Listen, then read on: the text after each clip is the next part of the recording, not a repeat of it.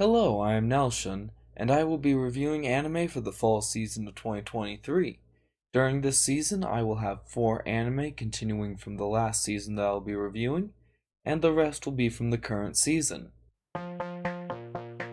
And the first anime on my list continuing from the summer season of 2023 is Jujutsu Kaisen Season 2. Will Itadori be able to get any more of Sakuna's power, and will he be able to meet up with Gojo? Let's find out. And next on my list, Rurouni Kenshin. I've been enjoying the new visuals so far, and we will see how Batosai the Manslayer goes about turning over his ways from the past and becoming a better man, vowing not to kill people anymore. Next on my list, I have Dark Gatherings. It's been interesting so far, and we'll see how much the scary stuff freaks Keitaro out, and how much he can keep pushing himself to face his fears, as he wants to help his childhood friend and his student. And the final anime, continuing from the summer season that I am watching, is Helk. It follows the lovable hero Helk and Vermilio as they have been transported away, and they are working their way back to save the demons from the corrupt humans. Let's see if they can protect them, and or if Helk finally bursts and unleash all the bottled emotions that he has been kept hidden. And the first anime on my list for the fall season of 2023 is Rising of the Shield Hero Season 3. I have loved the first and the second season of it so far, and if you have not watched them, I would recommend you go watch it. And now, Spy Family Season 2. Will Anya get more bolts, or will she be able to get enough stars to rise to the top of the school? And how much work will Lloyd Forger have to put in to prevent her from messing up? And will he be able to get into a meeting with Desmond's father? And now for Goblin Slayer Season 2. The first season was very chaotic with all the stuff that the Goblin Slayer had done. If you've ever wondered what it would be like for a player in D&D to just go crazy about murdering goblins, having a favorite enemy, well, here you go. Let's see what kind of tactics the Goblin Slayer will come up with this season. The Eminence in Shadow Season 2. Will Sid Kagano be able to continue his act of being the background character in his everyday life? Or will someone finally discover it that he is the Eminence in Shadow? And how over the top will he be able to take things as the Eminence in Shadow? Freyren, Beyond Journey's End. It follows an elf who, after defeating the Demon Lord, has left her party behind to go out adventuring and seeking magical knowledge. When she returns to see some of her party mates, they have grown old. She then regrets her past on not spending more time with them and getting to know them, as she is now traveling around learning about them through other people. She had wished she had listened to them more and spent more time with them. Dr. Stone New World Part 2. What kind of crazy inventions will Senku be able to come up with to help get the platinum they need to depetrify everyone? Will it be an easy journey, or will they be turned to stone again? Tokyo Revengers Tenjiku Arc. This falls right after the Christmas arc.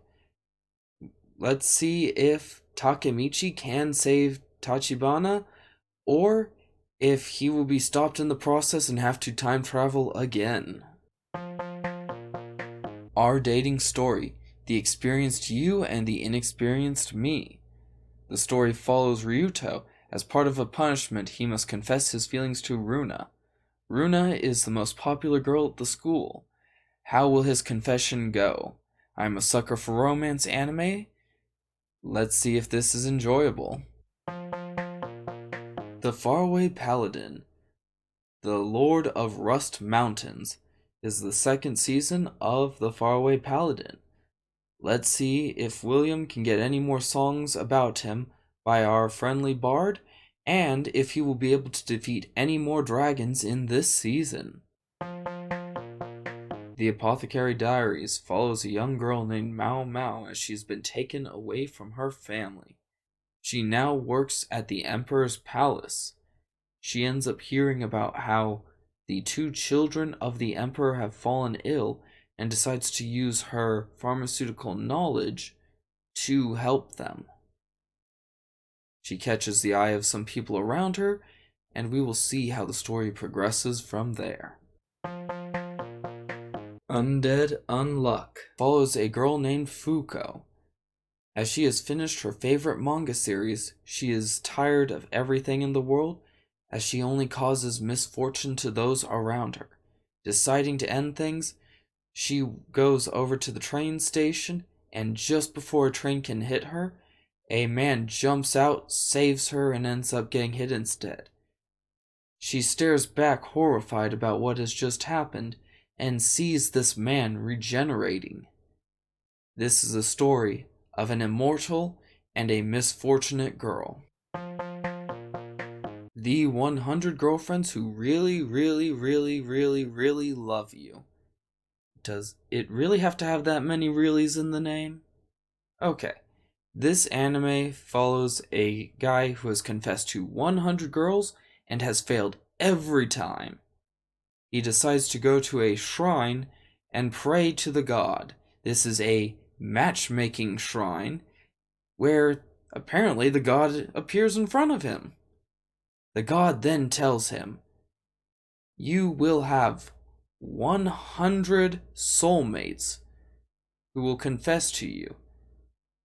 Where will this rom-com go, and will he decide on a girl during this anime? Who knows, but let's watch. Ron Kaminohashi's Deranged Detective. This story follows a not-so-good detective who decides to go out and ask the deranged detective for help. He has not taken on any cases in forever, but all of a sudden out of the blue, he decides to help. What has spurred him on to do this? Dead Mount Death Play Part 2. The story follows the corpse god as he has been reverse isekai'd into our world. What has brought him here of all places, and how is this world connected to his previous one? The Ancient Magus Bride Season 2 Part 2. I do not know why they keep breaking up the seasons, but hey, if they keep coming out as good as they do, I will continue to enjoy it. Now, if you enjoyed Chisei going to school, we can enjoy more Harry Potter meets the Ancient Magus Bride. The Kingdom of Ruin takes place in a world filled with magic, but with the scientific gear expansion, magic has become obsolete, and the Empire has decided to go out hunting witches. Our protagonist was a young boy who was being trained by a witch when she was murdered. He now goes as a young man seeking revenge upon this empire. The Saint's Magic Power is Omnipotent Season 2. It is a lovely isekai where they tried to subvert your expectations, making you think this is just some nobody who was summoned with the actual hero. I've enjoyed the first season, the romance, and everything that has happened, and I look forward to how this season will play out. Ragna Crimson, set in a world where dragons rule everything. Humans must surpass their limits to be able to take them down. Ragna teams up with Crimson with the same goal in mind. The Seven Deadly Sins, the Four Horsemen of the Apocalypse. A new adventure set in the same world as the original series. Will it be able to hold my interest? We will see. The Vexations of a Shut-In Vampire Princess. One day she wakes up and is told she must lead an army. She does not want to have anything to do with this, but is forced into it. Let's see how well she can command this group of misfits. I am in love with the villainess. Follows a girl who gets trapped in an otome game like many other anime have done before, except this time she is not the villainess, but she is in love with the villainess and tries to save her from her impending doom. Shangri-La Frontier. What happens when you get a guy who must defeat every garbage game out there and finds a new VR MMO game? He creates a avatar with a bird face and decides to do his best at it, like every time before. I'm giving the disgraced noble lady I rescued a crash course in naughtiness. Alan, a wizard who lives deep in the forest. He is also known as the Demon Lord. One day while he's walking around, he sees a noble lady. She tells him that she has been banished from her town and falsely accused. He decides to take her in, remembering his past as he has something similar happen to him. The story seems to be a fun romance comedy. Berserk of Gluttony. The story follows a character named Fate. He is one of the Forsaken, cursed with gluttony. His hunger is never satiated until one day when he finds a dying thief and devours him, that man's strength and soul. It then awakens the true power of gluttony. If he can learn to master gluttony, he may be the master of his own fate. My daughter left the nest and returned an S-rank adventurer. The story follows Belgrieve.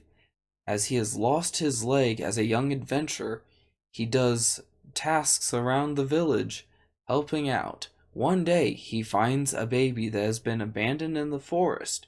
He takes her in and raises her. One day, she decides to go out and become a powerful adventurer just like her father. After years have passed on her adventuring, she then sends her father letters that she will return, as she is a well-known S-rank adventurer. Under Ninja. This story follows our protagonist as he takes on a part-time job as a ninja. How well can he do? Will he be able to survive the harsh world of being a ninja, or will he be murdered in the line of work?